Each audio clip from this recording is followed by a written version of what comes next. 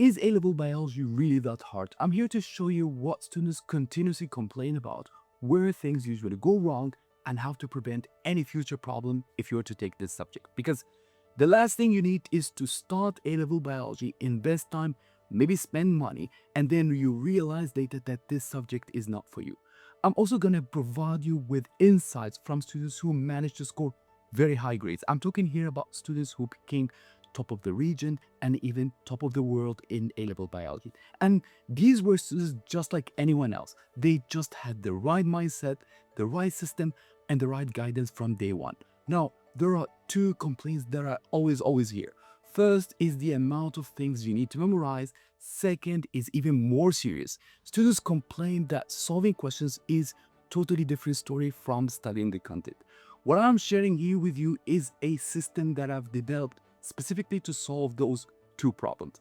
It's not something that I've made overnight. I've been teaching this subject for nearly 16 years. By applying this method, you can learn the content much faster, retain the information, and above all, come out able to solve and apply your knowledge. I call this system the 4S system. The first S is scan the text from your notes. Don't try to memorize everything from the first time. Just scroll through and understand what is happening. Second, while scanning, spot those keywords in the text. These are the words examiners need to see in your answer, and you'll be building your answer around those key terms later on. Third, solve a couple of direct questions right away. I'm talking here about questions starting with words like state, list, define. At this stage, you'll make many mistakes, but that's very normal. It's part of the learning process. The fourth and the last step is spaced repetition.